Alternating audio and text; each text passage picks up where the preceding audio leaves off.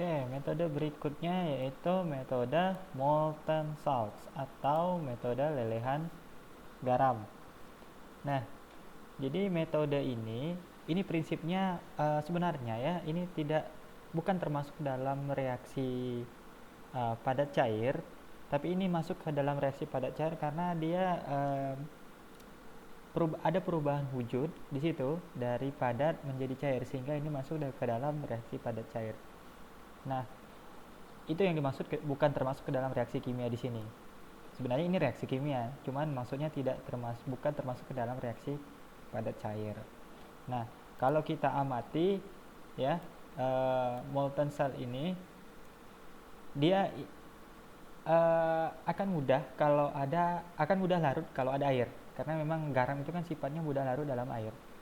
Nah, molten salts itu suhu yang digunakan itu cukup tinggi, sekitar 680 ya sampai 850 derajat Celcius. Kenapa harus tinggi? Karena tadi ini prinsipnya kan melelehkan garam. Jadi kalau suhunya rendah, malah nanti garamnya tidak meleleh. Nah, konsep pelelehan garam inilah yang kemudian ini menjadi medium ya, menjadi medium dalam sintesis material komposit. Nah, penjelasannya, garam tersebut ikut serta dalam reaksi kimia dan dapat larut dalam air sehingga produk dapat terbentuk dengan cara filtrasi. Nah, metode molten salts menggunakan wadah yang diisi dengan molten salt yaitu KCl dan NaCl. Ini contoh. Nah, contoh-contoh garam yang dapat digunakan dalam metode salts itu biasanya garam-garam klorida dan garam sulfat. Nah, ini adalah contoh reaksi atau contoh sintesis material yang menggunakan lelehan garam atau molten salts. Di sini ada Na2M molibdat ya. Kemudian ini ada garam, di sini ada Al. Nah, ini dimasukin ke dalam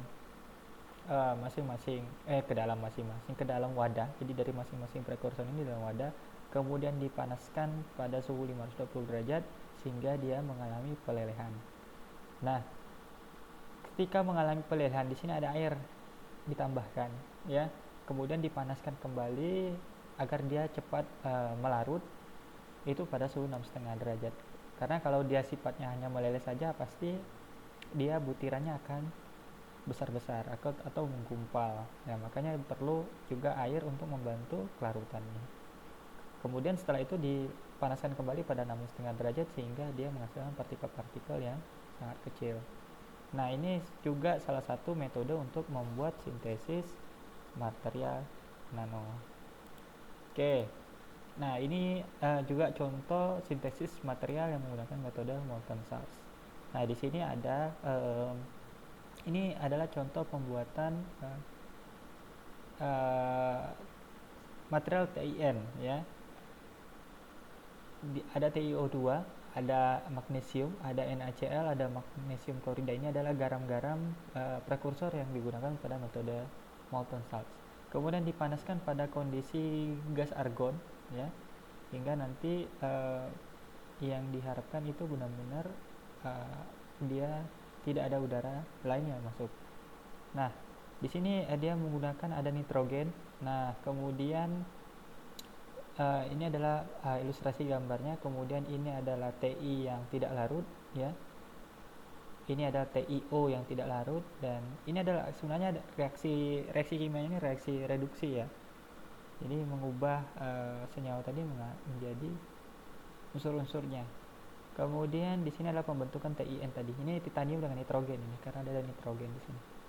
Kemudian sampel itu dicuci di sini untuk menghilangkan zat-zat yang tidak diinginkan agar yang terbentuk ini benar-benar dia material TiN. Ini bukan material tin ya, ini TiN. Titanium dan nitrogen. Oke, kita lanjut.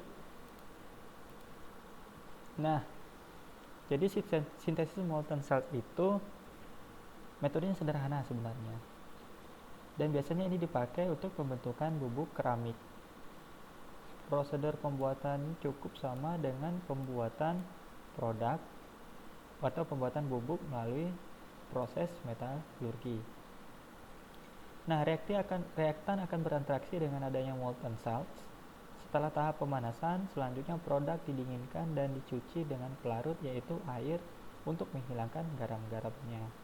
Nah, ini udah paham lah kenapa menggunakan air. Kemudian produk yang diperoleh dilakukan pengeringan. Nah, produk yang terbentuk dengan dua proses yakni derajat ya, produk bubuk terbentuk dengan dua proses ya. Jadi dapat terjadi dalam dua proses. Itu dengan derajat supersaturasi yang besar dan difusi larutan. Ini derajat kelewat jenuhan ya, dan difusi larutan. Oke, nah pada metode molten salts, fasa padat yang biasanya dalam bentuk bubuk terbentuk karena loss permukaan yang besar atau rasio volume partikel sehingga dengan mudah mengalami penggantian kation. Jadi ini loss permukaannya besar. Nah, itu ya. Kemudian contohnya adalah struktur lapisan dan tunnel ya, dicelupkan dalam molten salt. Jadi tunnel itu semacam celah ya, yang kemudian dapat disisipi oleh kation. Kemudian fungsi garam adalah sebagai sumber fasa gerak kation yang mengalami pergantian dengan padatan lain.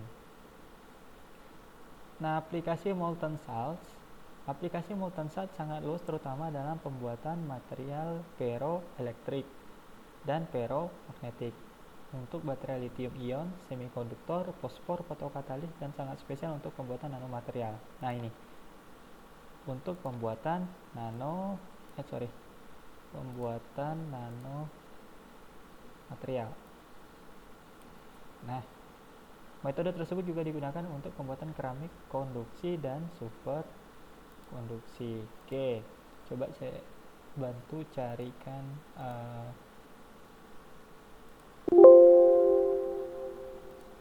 contoh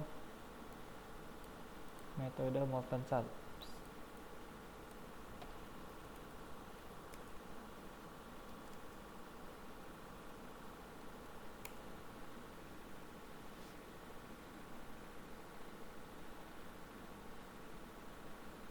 Nah, ini banyak sekali.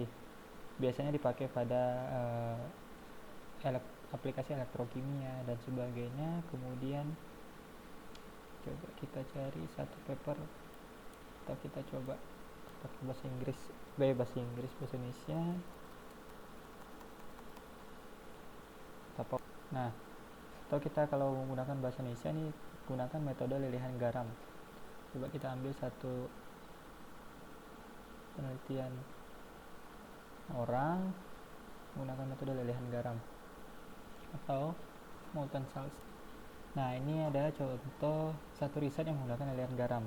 Sintesis senyawa aurifilius lapis 4. Nah, ini buat material oksida nih kalau udah panjang begini nih. Dan nih, dia menggunakan campuran timbal, bismut, neodymium, titanium oksida gitu ya. Dan garam yang digunakan itu adalah NaCl dan KCl. Coba kita perhatikan risetnya. Ini riset kimia Unan. Nah, ini untuk apa material ini? Jadi biasanya senyawa-senyawa tadi kalau udah dijelaskan di awal bahwa ini untuk material ferromagnetik atau material-material semikonduktor. Nah, biasanya material-material itu digunakan pada aplikasi-aplikasi kayak ini, device ya, dan komponen peralatan elektronik. Oke, coba kita lihat. Ini harus di-download dulu ternyata.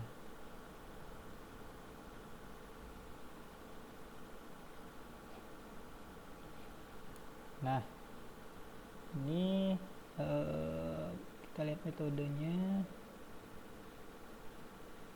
Kita langsung ke metode. Nah, ini kita lihat. Jadi ini ada prekursor atau kation-kation yang nanti dia akan menjadi kation ya, ketika dia mengalami pelelehan pada suhu tinggi. Nah, ini ada timbal oxide, bismut oxide, neodymium oxide, titanium oxide ya. Kemudian nah ini garam yang digunakan dengan perbandingan 1:1. Kemudian prekursornya itu 1:7 perbandingan mol prekursor terhadap mol campuran garam. Nah, lihat. Ini tidak lama sebenarnya, dia hanya 30 menit digerus, kemudian campuran tersebut dipanaskan pada ini ini adalah parameter yang perlu diperhatikan ketika sintesis menggunakan molten salts, karena suhu juga menentukan. Ini dilakukan variasi 600, 700, 800, dan 900.